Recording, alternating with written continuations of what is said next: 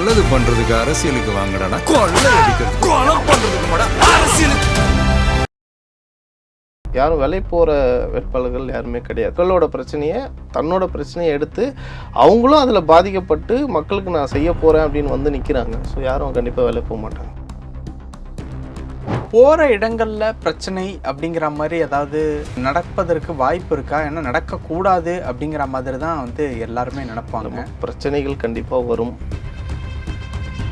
ஓரளவு இந்த பேர பேச்சுவார்த்தைகள் இது எல்லாத்தையுமே பேசினாலும் நம்ம கண்ட்ரோல் பண்ணி நின்று ஆகணும் அப்படிங்கிற நோக்கத்தில் இந்த செலெக்ஷன். காமாட்சி ஜெயகிருஷ்ணன் அவங்க வந்து எந்த பேக்ரவுண்ட்லேருந்து வந்தாங்க உங்களுக்கு தெரியுமா? இது வரைக்கும் நம்ம பார்த்துருக்குமா? இல்லை. தாம்பரத்தில் டி சரத்குமார் அவர்கள் தெரியுமா? கிடையாது. பல்லடம் தொகுதியில் கொடுத்துருக்காங்க, அவங்கள தெரியுமா? ஸோ இந்த மாதிரி பல தொகுதிகள் இருக்குது, பல இடத்துல வந்து பேக்ரவுண்ட் இல்லாமல் தான் கொடுத்துருக்காங்க. விஜயனா கண்டிப்பாக தமிழ்நாடு ஃபுல்லாக பிரச்சாரம் போகிறதுக்கான வாய்ப்புகள் அதிகமாக இருக்குது. நாங்கள் எதிர்பார்த்துட்டு இருக்கோம். மனு தாக்கல் பண்ணிவிட்டு டைரெக்டாக பிரச்சாரத்துக்கு தான் போயிருக்காரு. 3 வாரன்றது நம்மளுக்கு 20 நாள் இருக்குது. அந்த 20 நாளில் கண்டிப்பாக போவார். கண்டிப்பாக தமிழ்நாடு ஃபுல்லாக ஒரு சூறாவளி பண்ணிட்டு தான் வருவாருன்ற ஒரு நம்பிக்கை. ஆல்ரெடி களத்துல வேலை செஞ்சுட்டாங்க. உங்களுக்கு புரியுதுங்களா? நாங்க களத்துல வேலை செஞ்ச தலைவர் இன்னும் முகம் காட்டினா இன்னும் வேகம் எடுக்கும்ல. திமுகல வந்து கொளத்தூர்ல யார் நிக்கிறது? ஸ்டாலின் அவர் எத்தனை வாட்டி கொளத்தூர் போயிருக்காரு? இந்த மாதிரியான ஸ்ட்ராட்டஜி தாவக்கேட்ட என்ன இருக்கு? நிறைய இருக்கு. ரியல் ஒன் உறவுகளே, நடுநிலையோடு பொறுப்புடன் செய்திகளை வழங்கி பல லட்சக்கணக்கான மக்களின் நம்பிக்கையை பெற்ற நமது சேனல் வளர்ச்சிக்கு உங்கள் ஆதரவு தேவை. இந்த ஊடக பயணம் தொடர்ந்து வலுப்பெற திரையில் தெரியும் QR கோட் ஸ்கேன் செய்தோ அல்லது டிஸ்கிரிப்ஷனில் உள்ள வங்கி விவரங்கள் மூலம் உங்களால் முடிந்த அளவு சப்போர்ட் செய்யுங்கள். உங்கள் ஒவ்வொரு ஆதரவும் நமது குரலை இன்னும் பல லட்சம் பேரிடம் கொண்டு செல்ல உதவும்.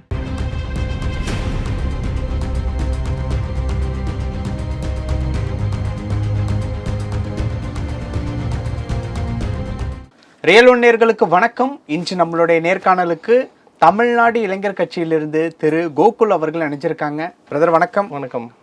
ஓகே, ஆரம்பிச்சாச்சா? ஆமாம். ஓகே, பார்த்துட்டீங்க. பிரச்சாரங்கள் ஒரே நேரத்தில் 3 இடங்கள் அப்படிங்கிற ஒரு விஷயம் வந்து கொஞ்சம் ப்ரெஷராக எடுத்துக்கிற மாதிரி இருக்கா? எப்படி? இல்லை, ப்ரெஷரெல்லாம் இல்லை பிரதர். இது நாங்கள் ஆக்சுவலாக 5 இடம் 6 இடம் கொடுத்தோம் நேற்று போக வேண்டியது ஒரே நாளில் பெரம்பூர் ஆரம்பித்து பக்கத்தில் கொளத்தூர், வில்லிவாக்கம், அண்ணா நகர், விருகம்பாக்கம், வேளச்சேரி அப்படி பண்ணலாம். அப்படி வேளச்சேரி முடிச்சுட்டு சொல்லின்னு போகிற மாதிரி தான் பிளான் கொடுத்தோம். நேற்று கேட்டதுக்கே கொடுக்க மாட்டேன்ட்டாங்க. அந்த பர்மிஷன் கிடைக்கல, நேற்று கிடைக்கல. இப்போ வந்து ஒரு 3 இடத்துல இன்றைக்கி பண்ணுற மாதிரி பிளான் பண்ணியிருக்கோம். ஸோ நாங்கள் அது ப்ரெஷர் எடுத்து போட்டுக்கிற மாதிரிலாம் இல்லை, இப்படி தான் பண்ணி ஆகணும். ஏன்னா எஸ்ஓபின்ற ஒரு பேரில் வந்து எங்களை தடுத்து இவ்வளோ நாள் வந்து பிரச்சாரம் பண்ணவே விடலை. மக்கள் சந்திப்பும் சரியாக பெருசாக எங்கேயும் பண்ண முடியல, பர்மிஷன் கிடைக்கல. அந்த மாதிரி நிறைய அழுத்தங்கள் பார்த்துட்டு தான் இப்போ வந்திருக்கோம். இப்போது இது ப்ரெஷரெல்லாம் நாங்கள் பார்க்கல. ரொம்ப ஓகே போயிருக்காரு. இன்னைக்கு மனு தாக்கல் வேறு பண்ணி இந்த வாய்ப்பையாவது பயன்படுத்திக்கலாமே அப்படிங்கிற மாதிரி தான் போயிட்டுருக்கு. பண்ணி தான் ஆகணும் இல்லையா? அட்லீஸ்ட் இதையாவது நாங்கள் அதுலேயுமே வந்து அதுக்குமே வந்து கொடுக்க மாட்டாங்கன்றது தானே எங்களோட மிகப்பெரிய ஒரு இதுவாகவே இருந்தது. இப்போ நாங்கள் நேற்று ஒன்று கேட்டிருந்தோம், கொடுக்கல. இப்போ இன்னைக்கு ஒன்று மாற்றி கொடுத்துருக்காங்க. அதில் சில விதிகள்லாம் கொடுத்துருக்காங்க. எல்லாத்தையும் நாங்கள் ஃபாலோ பண்ணி தான் ஆகணுன்ற மாதிரி கட்டாயத்தில் போயிட்டுருக்கோம். அதாவது தேர்தல் வெற்றியை தீர்மானிக்கக்கூடிய விஷயங்கள் வந்து அந்த கடைசி 3 வாரங்கள். இப்போ இந்த 3 வாரங்களை பொறுத்த வரைக்கும் வந்து திமுக வந்து ரொம்ப மும்முரமாக வந்து செயல்பட்டு இருக்காங்க. ஆப்போசிட்டில் இருக்கிறவங்கள ஆஃப் பண்ணணும் அப்படின்னு சொல்லி அந்த ஒரு இடத்துல இருந்து ஒர்க் பண்ணுற மாதிரி இருக்குது. இப்போது கேண்டிடேட்டை பொறுத்த வரைக்கும் அவர்களை வளைப்பதற்கு உண்டான வேலைகள் வந்து நடக்கும். வேற பேச்சுவார்த்தைகள் இல்லை, உங்களோட ஆக்டிவிட்டீஸை வந்து தொகுதி இடங்களில் வந்து கம்மி பண்ணிக்கங்க, இந்த மாதிரியான விஷயங்கள்லாம் நடக்கும். இதுலேருந்து தான் உங்களோட தேர்தல் தோல்விகளே வந்து ஸ்டார்ட் ஆகும் அப்படிங்கிற மாதிரி தான் சில விஷயங்கள் வந்து சொல்லப்படுது. இது எல்லா காலகட்டத்திலையுமே இருக்கு. இரு திராவிட கட்சிகளுமே வந்து கூட்டணி களத்திலே வந்து இது இருக்கு. எந்த இடத்துல எலெக்ஷன் நடந்தாலுமே இந்த மாதிரி நடக்கும். சில பேர் போட்டிருக்காங்க, சுயேட்சை வேட்பாளரை கூட விட மாட்டாங்க, பேரம் பேசி வாங்குவாங்க. ஸோ அந்த மாதிரிலாம் விஷயங்கள் நிறைய நடந்திருக்கு. எனக்குமே நடந்திருக்குன்னு வச்சுக்கோங்களேன். எலெக்ஷன்ல நிற்கும் போது நடந்திருக்கு. அந்த மாதிரி நீங்க டிவிகேக்கு எப்படி இருக்குன்னு கேட்கப்பட்டீங்கன்னா இருக்கலாம், பேசுறதுக்கு வாய்ப்பு இருக்கலாம். ஆனால் யாரும் வேலை போக மாட்டாங்கன்ற நம்பிக்கையில் தான் விஜயன் எல்லாருக்கும் வேட்பாளர் அறிவிப்பு நேற்று கொடுத்துருக்காரு. கண்டிப்பாக யாரும் வேலை போக மாட்டாங்க. ஏன்னா ஒவ்வொரு வேட்பாளர்களுமே வந்து மக்கள் கூடவே இருந்து மக்களோட பிரச்சனையை தெரிஞ்சு மக்களுக்கு என்ன தேவைன்னு பார்த்து பார்த்து செஞ்சு கொடுத்த அவங்கவுங்க தொகுதியை சேர்ந்த நபர்கள் தான். அப்படி இருக்கவங்க வந்து யாரும் வேலை போக மாட்டாங்க. ஸோ அதில் ஒரு மிகப்பெரிய நம்பிக்கை விஜயனாக்கு இருக்கு.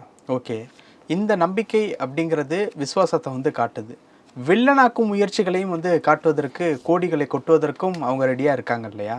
ஏன்னா இந்த கடைசி நேரத்தில் ஏதாவது ஒரு விதத்தில் அவங்க மூலியமாகவோ இல்லை அவங்களோட ஏஜென்சி மூலியமாகவோ வந்து மாற்றினாங்க அப்படின்னா அங்கேருந்து அந்த சீட்டுக்கட்டுலேருந்து ஒரு கட்டை எடுத்தால் டோட்டலாக எல்லாமே கலையும்ல.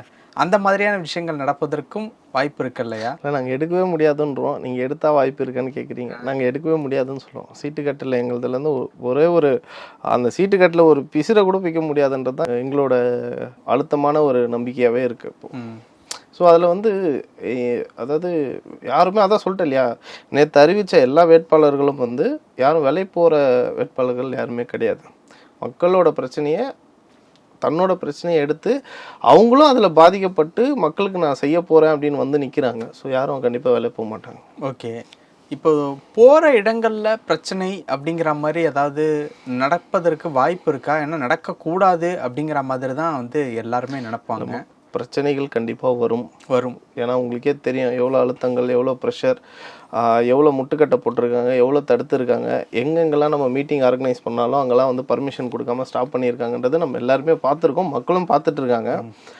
என்ன இந்த வாட்டி வந்து எலெக்ஷன் கமிஷன் கையில் இருக்கிறதுனால வந்து டைரெக்டாக அவங்களால கொடுக்க முடியாதுன்ற ஒரு நம்பிக்கை. ஏன்னா ஆளுங்கட்சியோட பவர் இருக்காது. ஸோ எலெக்ஷன் கமிஷன் ஃபுல்லாக எடுத்துக்கும். ஸோ அவங்க மூலிமா எங்களுக்கு எந்த பிரச்சனையும் வராதுன்றதை நாங்கள் நம்புகிறோம். அப்படி இருக்கும்போது அழுத்தங்கள் கம்மியாக இருக்கும்ன்றதான் எதிர்பார்க்கணும். அழுத்தம் இருக்கும்ன்றதை எங்களோட எதிர்பார்ப்பு. ஓகே, இப்போ வேட்பாளர்கள் பட்டியலெல்லாம் அறிவித்ததன் பிறகு நிறைய பேர் வந்து ஒரு விஷயம் வந்து சொன்னாங்க. சொல்லப்போனால் ஒரு சீனியர் ஜேர்னலிஸ்டே ஒரு விஷயம் சொல்லியிருந்தார். திமுக அதிமுக என்ன வழியை ஃபாலோ பண்ணுறாங்களோ அதே வழியை தான் தாவேக்காவும் வந்து ஃபாலோ பண்ணுது. அந்த தொகுதியில் என்ன சமூகம் ஒரு மெஜாரிட்டியான சமூகமோ அதை பார்த்து தான் வந்து வேட்பாளரை வந்து நிறுத்துகிறாங்க.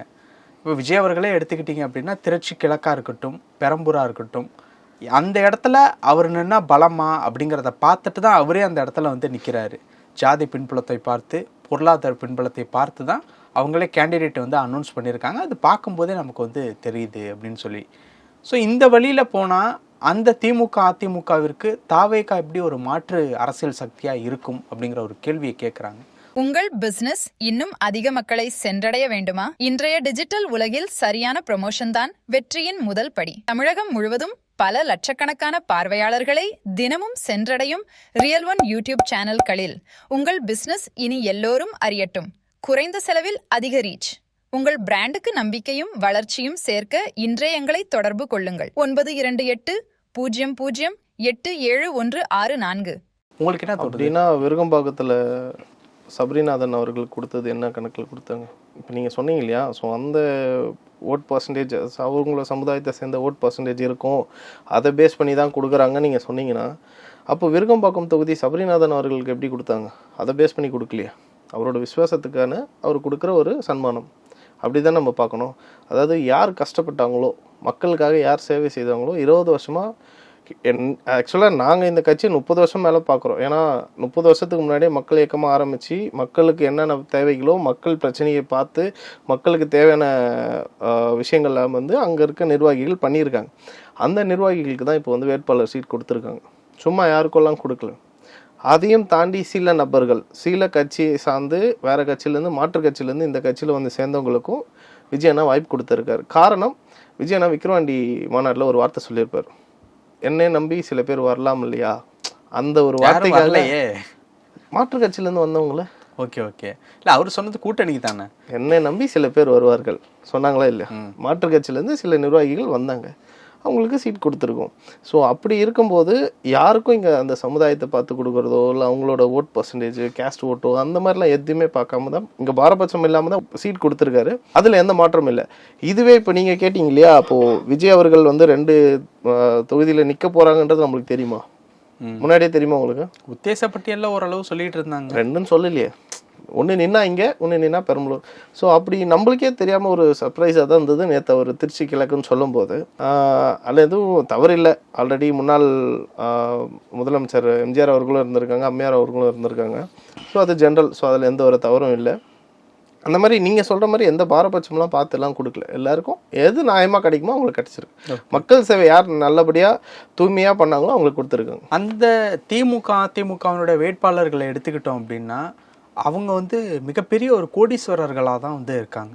அவங்க முன்னாடி கொஞ்சமாவது போட்டி போட்டு நிற்கணும் அப்படிங்கிறதனுடைய அடிப்படையில் தான் இவங்களை எல்லாத்தையுமே வந்து செலக்ட் பண்ணியிருக்காங்களா? ரியல் ஒன் உறவுகளே, நடுநிலையோடு பொறுப்புடன் செய்திகளை வழங்கி பல லட்சக்கணக்கான மக்களின் நம்பிக்கையை பெற்ற நமது சேனலின் வளர்ச்சிக்கு உங்கள் ஆதரவு தேவை. இந்த ஊடக பயணம் தொடர்ந்து வலுப்பெற திரையில் தெரியும் QR கோட் ஸ்கேன் செய்தோ அல்லது டிஸ்கிரிப்ஷனில் உள்ள வங்கி விவரங்கள் மூலம் உங்களால் முடிந்த அளவு சப்போர்ட் செய்யுங்கள். உங்கள் ஒவ்வொரு ஆதரவும் நமது குரலை இன்னும் பல லட்சம் பேரிடம் கொண்டு செல்ல உதவும். இப்போ மதுரவாயில் தொகுதி எடுத்துக்கிட்டிங்கன்னா ரோகிணி தேட்டர் ஓனர் ரேவந்த் அவர்களை வந்து செலக்ட் பண்ணியிருக்காங்க. வில்லிவாக்கத்தில் ஆதவர்ஜுனா வந்து நிற்கிறாங்க. முன்னாள் சபாநாயகர் அதிமுக சபாநாயகர் தனபால் அவர்களுடைய மகன் லோகேஷ் தனபால் அவர்களுக்கு வந்து திருப்பத்தூர் தொகுதி அந்த இடங்களில் வந்து கொடுத்துருக்காங்க.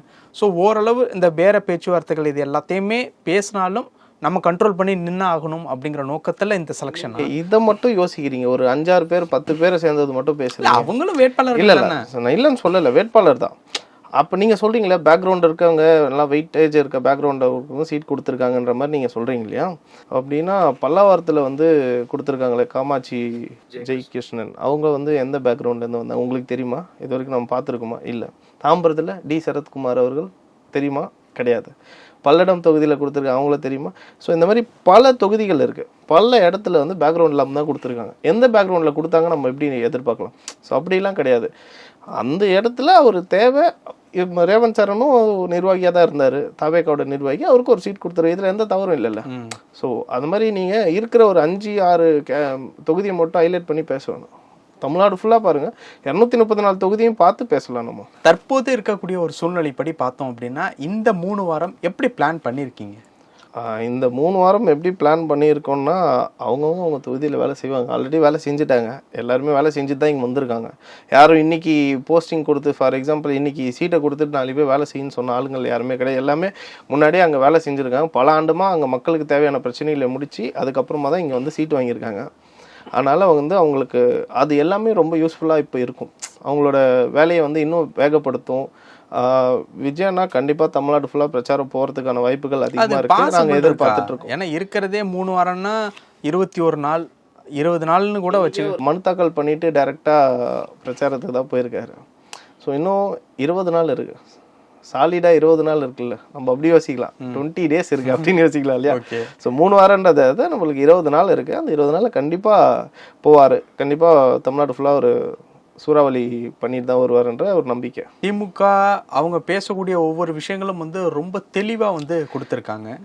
துணை முதலமைச்சர் அவர்கள் பேசும்போது கூட மக்கள்கிட்ட நீங்கள் போய் பேசும்போது ரொம்ப தெளிவாக பேசணும், கோபப்படாமல் வந்து பேசணும் அப்படிங்கிற மாதிரி. ஸோ உதயநிதி ஸ்டாலின் அவர்கள் இந்த சமீப நாட்கள் கூடிய பேசின பேச்சில் இந்த ஒரு ஸ்பீச் அப்படிங்கிறது அவங்களுடைய வேட்பாளர் அறிமுக பட்டியல் விழாவில் பேசின ஒரு விஷயம் வந்து ரொம்ப தெளிவாக இருந்தது.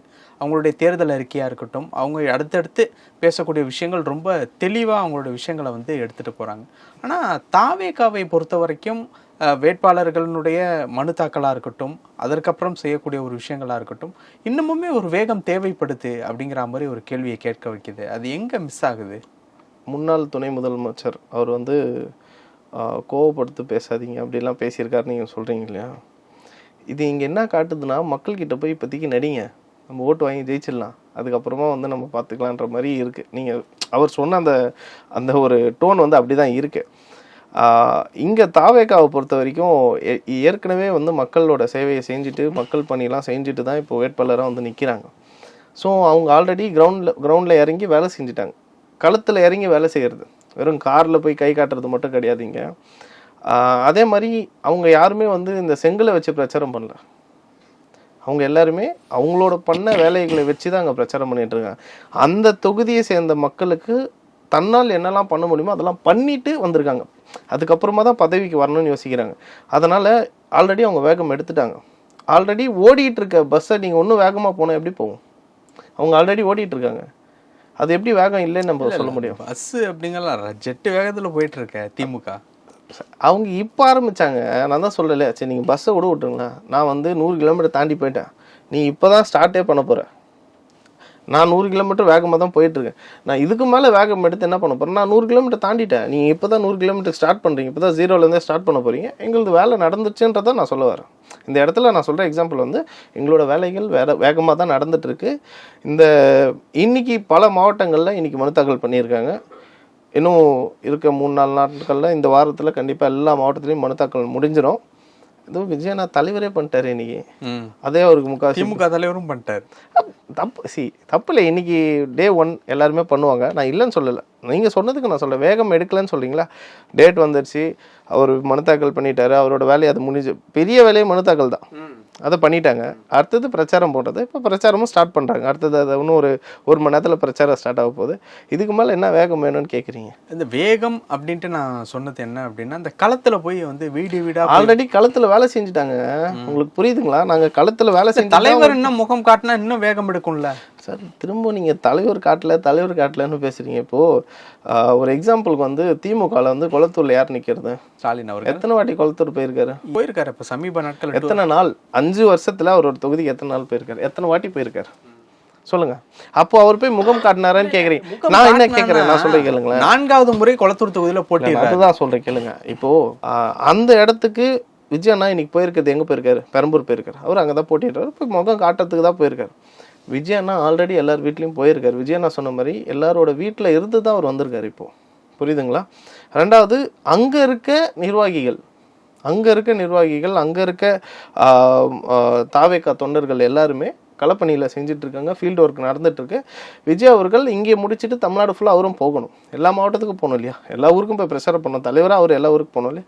ஸோ அவர்களுக்கு பதில் தொண்டர்கள் பண்ணிட்டு தான் இருக்காங்க. அந்த ஒரு மாவட்ட செயலாளர் அதுக்கான வேலை பண்ணிட்டு தான் இருக்காங்க. ஆல்ரெடி பண்ணிட்டாங்க. இப்போ ஸ்டார்ட் பண்ணல, ஒரு 10-20 நாள் முன்னாடியே ஸ்டார்ட் பண்ண ஆரம்பிச்சிட்டாங்க. டேட் அனௌன்ஸ் பண்ணுறதுக்கு முன்னாடிலேருந்தே அங்கே ஸ்டார்ட் பண்ண ஆரம்பிச்சிட்டாங்க. அப்படி இருக்கும்போது அந்த வேகம் இல்லைன்னு எப்படி சொல்கிறீங்கன்னு தான் என்னோட கேள்வி. ஓகே, இந்த வேகம் அப்படிங்கிறது ஓகே. தேர்தல் பிரச்சார நேரத்தில் பேசக்கூடிய ஒவ்வொரு வார்த்தைகளும் வந்து கொஞ்சம் ஷார்ப்பாக இருந்தால் தான் அது வந்து அடுத்த கட்டத்தை வந்து நோக்கி போகும். அந்த மாதிரி ஏதாவது ஐடியா ஏதாவது வச்சுருக்கீங்க? இப்போ உதயநிதி அவர்கள் செங்கல் அப்படிங்கிற ஒரு விஷயம் வந்து 2021 சட்டமன்ற தேர்தலில் பெரிய லெவலுக்கு வந்து கை கொடுத்துச்சு. வரைக்கும் பேசுகிறோம். ஆமாம், அது நல்ல விஷயம் தான். அது ஒரு ஸ்ட்ராட்டஜி. இல்லை, இன்னும் அதுக்கான தீர்வு எடுக்கல இல்லையா? இப்போ அவங்க எடுத்த ஸ்ட்ராட்டஜி ஒன்றும் எடுத்து அவங்க அதுக்கான சொல்யூஷன் கண்டுபிடிக்கல. அதுதான் என்னோட கொஸ்டின். பட் அந்த ஸ்ட்ராட்டஜி அந்த நேரத்தில் பேசப்பட்டுச்சு. அந்த மாதிரியான ஸ்ட்ராட்டஜி தாவக்கேட்ட என்ன இருக்கு? நிறைய இருக்கா? எதை நம்ம சொல்லலாம்? 1-2 தான் பண்ணலாம் சொல்லலாம். இங்கே முக்கால்வாசியுமே சொல்கிற மாதிரி தான் இருக்குது. இப்போ போன இந்த ஆட்சி எல்லாமே அப்படி தான். இந்த 5 ஆண்டு காலம் ஆட்சி வந்து எப்படி இருந்தது நம்ம எல்லாருக்கும் தெரியும். முக்கியமாக மக்களுக்கு ரொம்பவே தெரியும். நம்மளோட மக்கள் நிறைய பார்க்குறாங்க. இன்னைக்கு இருக்க சோஷியல் மீடியாவோட பவர் வந்து பார்த்தீங்கன்னா மக்களுக்கு இந்த 5 வருஷமாக என்ன நடந்துன்றதை கண்டிப்பாக தெரிஞ்சிருக்கும். அதனால் நிறைய விஷயங்கள் இருக்குது. கண்டிப்பாக ஒன்று எடுத்து சொல்லுவார் விஜயண்ணா. ஆல்ரெடி மாவட்ட வைரியாக போய் பேசி அவங்க அந்த மாவட்டத்தில் இருக்க பிரச்சனையை சொல்கிறதுக்கு முன்னாடியே முட்டுக்கட்டை போட்டு நிறுத்திட்டாங்க. இன்றைக்கி அந்த ஒரு சம்பவம் மட்டும் நடக்காமல் இருந்தால் தமிழ்நாடு ஃபுல்லாக ஒரு சுற்றுப்பயணம் நடத்தி கிட்டத்தட்ட 35 மாவட்டத்தை முடிச்சிட்ருப்பார்.